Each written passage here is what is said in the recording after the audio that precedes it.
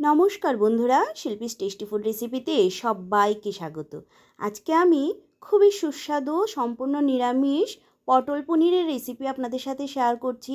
এভাবে পটল পনির বানালে নিরামিষ দিনে কেউ খাবার নিয়ে বায়না করবে না। তো চলুন দেখে নিই আজকে আমার এই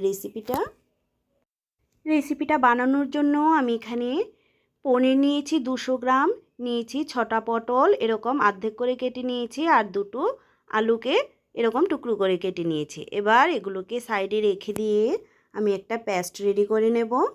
তার জন্য একটা মিক্সিং জার নিলাম, তার মধ্যে দিয়ে দিচ্ছি 1 চামচ পোস্ত আর দিয়ে দিচ্ছি 8-10টা কাজু। এবার এগুলোকে শুকনোভাবে গ্রাইন্ড করে নেব। গ্রাইন্ড করে নিয়ে তার মধ্যে দিয়ে দিচ্ছি 3টে কাঁচা লঙ্কা, দিয়ে দিচ্ছি আদা 1 ইঞ্চি পরিমাণ, দিয়ে দিচ্ছি তার মধ্যে একটু জল। এবার এগুলোকে ভালো করে পেস্ট করে নেব। পেস্ট করে এগুলোকে সাইডে রেখে দিচ্ছি। এবার রান্নায় চলে যাব। তার জন্য কড়াই বসিয়ে তার মধ্যে দিয়ে দিচ্ছি। তেলটাকে গরম করে নিয়ে তার মধ্যে আলু টুকরোগুলোকে দিয়ে দিচ্ছি। আলু টুকরোগুলো দিয়ে তার মধ্যে পরিমাণ মতো নুন আর হলুদ গুঁড়ো দিয়ে দিচ্ছি। এবার নেড়ে চেড়ে আলুগুলোকে ভেজে নেব।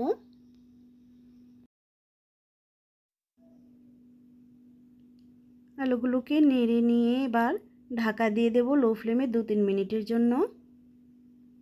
ঢাকনাটা খুলে নিচ্ছি, আবারও একটু নেড়ে চেড়ে নেব।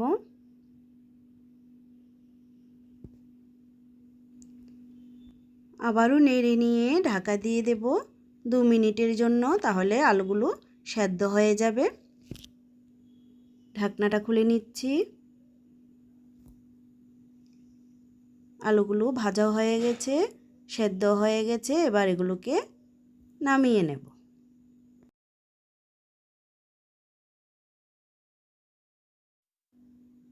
নামিয়ে নিয়ে তেলে পনিরগুলোকে দিয়ে দিচ্ছি। পনিরগুলোকে হালকা করে ভেজে নেব।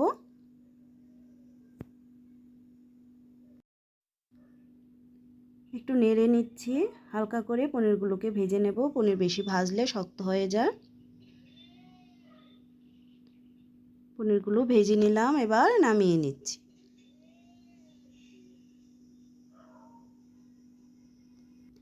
এবার তার মধ্যে দিয়ে দিচ্ছি পটলগুলোকেও ভেজে নেব।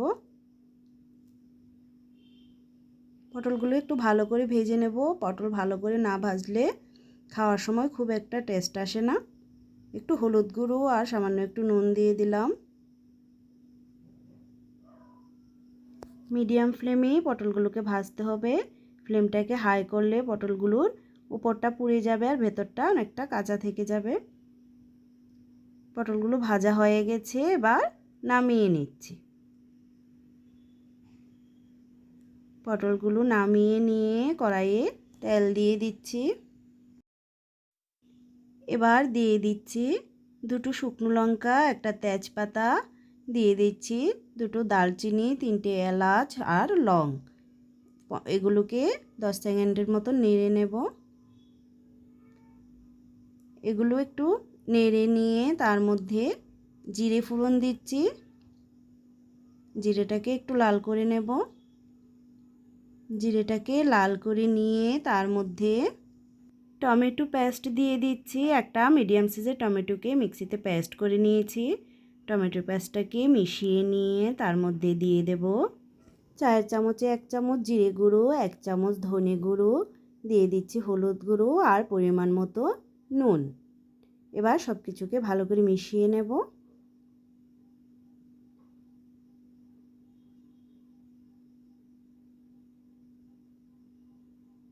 সব কিছুকে ভালো করে মিশিয়ে নিয়ে যে পোস্ত আর কাজুর পেস্টটা করে রেখেছিলাম, পেস্টটাকে ঢেলে দিচ্ছি, মিশিয়ে নেব। এবার ভালো করে 2 মিনিট টাইম নিয়ে কষিয়ে নেব।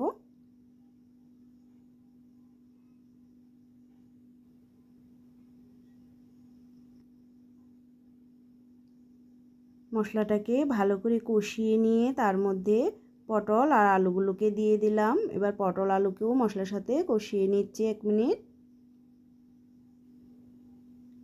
কষিয়ে নিয়ে তার মধ্যে জল দিয়ে দিচ্ছি, মিশিয়ে নেব জলটাকে।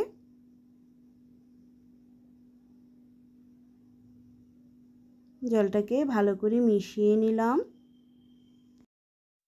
এবার তার মধ্যে সামান্য চিনি দিয়ে দিলাম, যেহেতু নিরামিষ রান্না, আর পনিরগুলোকে দিয়ে দিচ্ছি। ভালো করে মিশিয়ে নিচ্ছি। মিশিয়ে নিয়ে ঢাকা দিয়ে দেব 5-6 মিনিটের জন্য। 2 মিনিট পর ঢাকনাটা খুলে একটু মিশিয়ে নেব, যেহেতু এখানে পোস্ত আর কাজু দেওয়া আছে, তাই নিচে দিয়ে লেগে যেতে পারে। মিশিয়ে নিয়ে তার মধ্যে 3টে কাঁচা লঙ্কা দিয়ে দিলাম। এবার ঢাকা দিয়ে দিচ্ছি আরও 2 মিনিটের জন্য। ঢাকনাটা খুলে নিচ্ছি, মিশিয়ে নেব। একদমই রেডি হয়ে গেছে পটল পনির। এভাবে একদিন বাড়িতে অবশ্যই ট্রাই করে দেখবেন। আশা করি আমার আজকের রেসিপিটা আপনাদের কাছে খুবই ভালো লাগবে।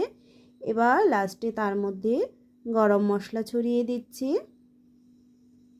গরম মশলাটাকে মিশিয়ে নেব।